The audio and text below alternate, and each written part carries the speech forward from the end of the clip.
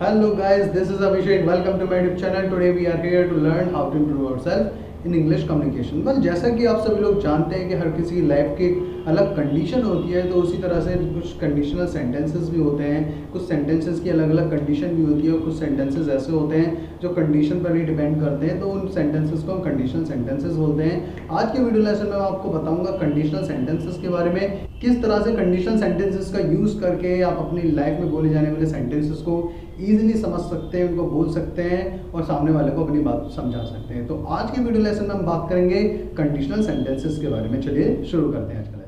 Conditional sentences, जैसा कि नाम से ही पता लगता है कि कंडीशन है, कहीं ना कहीं कोई कंडीशन छुपी है सेंटेंस के साथ। सेंटेंस जो है वो कंप्लीट तो हो रहा है बट कहीं ना कहीं किसी तरह की कंडीशन अपने साथ लेकर चल रहा है, तो उनको कंडीशनल सेंटेंसेस बोलते हैं। तो कंडीशनल सेंटेंसेस वो सेंटेंसेस होते हैं जो किसी ना किसी कंडीशन से जुड़े होते हैं, और वो कंडीशन का पता लगता है जब सेंटेंस यदि से स्टार्ट होता है। सेंटेंस यदि से स्टार्ट होगा और एक सेंटेंस जो खत्म होगा वो दोनों लगभग सिमिलर वर्ड्स पर ही खत्म होंगे। तो किस तरह से पता लगता है सेंटेंस यदि से स्टार्ट होगा और किसी ना किसी वर्ड पर खत्म होगा। तो इसमें हम पहले रूल में देखते हैं, मैंने यहाँ होता लिखा है और दूसरी साइड भी होता लिखा है, तो इसका मतलब ये है कि दोनों सेंटेंस जो है वो होता है होती पर खत्म होंगे, जो अनरियल पास्ट या इमेजिनरी पास्ट को बिलोंग करेंगे, और सेंटेंस यदि से स्टार्ट होगा। जो पहले वाला होता होगा, जैसे यदि मैं वहाँ गया होता तो मैंने काम किया होता, यदि मैंने किया होता तो ऐसा हुआ होता, यदि मैंने उसे देखा होता तो ऐसा हुआ होता। तो इस तरह के सेंटेंसेस कंडीशनल सेंटेंस में आएंगे। जो पहला वाला होता है उसके लिए जो फर्स्ट सेंटेंस है वो बनेगा had plus third form of the verb की मदद से। पहले वाला सेंटेंस आपको हैड और वर्ब की थर्ड फॉर्म की मदद से बनाना है।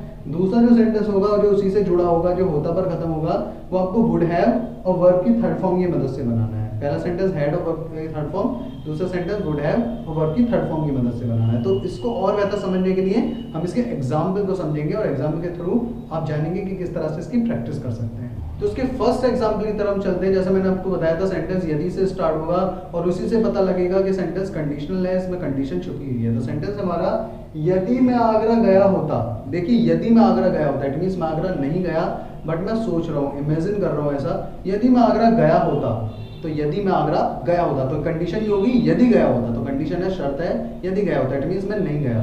यदि मैं आगरा गया होता तो मैंने ताजमहल देखा होता, तो ताजमहल कब देखा होता, जब आगरा गया होता। तो कंडीशन ये है यदि मैं आगरा गया होता तो मैंने ताजमहल देखा होता। तो सेंटेंस को हम किस तरह से बनाएंगे, देखिए सेंटेंस यदि से स्टार्ट हो रहा है तो फर्स्ट सेंटेंस आपको इफ से स्टार्ट करना होगा। इफ मैं आगरा गया होता, तो पहले वाला सेंटेंस आपको हैड की मदद से बनाना है, वर्ब की थर्ड फॉर्म इसमें यूज करनी है। तो इफ आई हैड, देखिए इफ आई हैड वर्ब की थर्ड फॉर्म गया होता है, यानी बोलते गो की थर्ड फॉर्म होती है gone. If I had gone, कहां पर जा रहे हैं, to Agra. If I had gone to Agra, ठीक। उसके बाद आप सेंटेंस में तो के लिए सो वगैरह देन का यूज करने की जरूरत नहीं, केवल एक सिंपली कॉमा लगा सकते हैं। अदरवाइज जब आप इसको बोलेंगे तो आपको कुछ भी करने की जरूरत नहीं है, आप सीधे सेंटेंस बोलेंगे। If I had gone to Agra, तो मैंने ताजमहल देखा होता। तो देखिए मैंने ताजमहल देखा होता, यदि क्योंकि मैं गया होता तो मैंने ही देखा होता, तो आई वुड हैव, देखने को बोलते हैं सी, या सी की थर्ड फॉर्म होती है seen. I would have seen the Taj Mahal. I would have seen the Taj Mahal. तो सेंटेंस हुआ हमारा यदि मैं आगरा गया होता तो मैंने ताजमहल देखा होता। If I had gone to Agra I would have seen the Taj Mahal.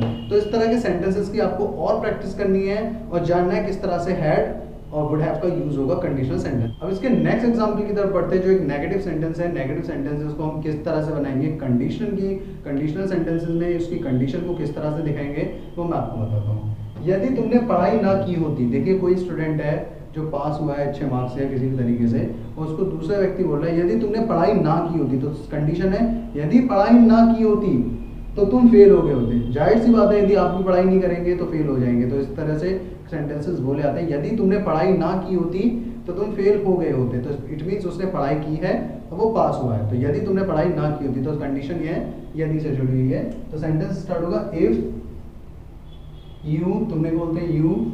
अब देखिए पहला सेंटेंस में आपको हैड की मदद से बनाना, नेगेटिव है तो had not. If you had not, पढ़ाई करने को बोलते हैं स्टडी, और स्टडी को की थर्ड फॉर्म हो जाएगी studied. If you had not studied यदि तुमने पढ़ाई ना की होती तो तुम फेल हो गए होते। यू वुड हैव, देखिए फेल हो गए होते, तो होने की कंडीशन में हम यहाँ पे बीन का यूज कर सकते हैं। You would have been failed, तो तुम फेल हो गए होते। You would have been failed. तो सेंटेंस हुआ हमारा, यदि तुमने पढ़ाई ना की होती तो तुम फेल हो गए होते। इफ यू हैड नॉट या hadn't, if you had not studied you would have been failed, तुम फेल हो गए होते। तो इसी तरह से आपको और सेंटेंसेस की प्रैक्टिस करनी है और इसको जितना सिंपल हो सके उतना सिंपल सेंटेंसेस बनाइए ताकि आपकी प्रैक्टिस में आ सके, और जितना प्रैक्टिस में आएगा आप उतनी अच्छी इंग्लिश बोल सकेंगे कंडीशनल सेंटेंसेस के थ्रू, और इसकी मदद से आप जानेंगे कि कितना ईजी है इंग्लिश को बोलना भी। तो लास्ट सेंटेंस की तरफ बढ़ते हैं हम। लास्ट सेंटेंस हमारा, यदि वह हमारे साथ ना खेला होता, यदि वह हमारे साथ ना खेला होता तो हम मैच हार गए होते। तो हम मैच हार गए होते। मान लीजिए कोई बहुत अच्छा प्लेयर है जो हमारे साथ खेला, उसकी मदद से हम मैच जीते, उसके बाद हम इस तरह की चर्चा करते हैं, यदि वो हमारे साथ ना खेला होता, यदि वो हमारी टीम में ना खेला होता तो हम मैच हार गए होते। तो इस कंडीशन है यदि ना खेला होता, इट मींस वो खेला और हम जीते, यदि नहीं खेलता तो हम हार गए होते। तो सेंटेंस को हम किस तरह से बनाएंगे, यदि वह हमारे साथ नहीं खेला होता, सेंटेंस यदि से स्टार्ट हो रहा है, तो सबसे पहले इफ ही, वह को ही बोलते हैं, हैड नॉट, पहला सेंटेंस आपको हैड की मदद से बनाना है, वर्ब की third form.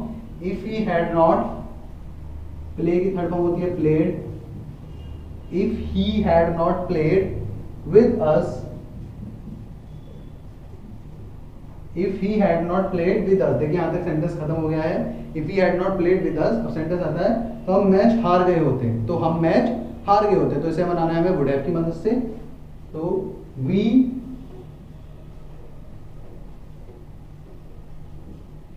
would have, we would have, हार गए होते, हारने बोलते lost, we would have lost the match, we would have lost the match।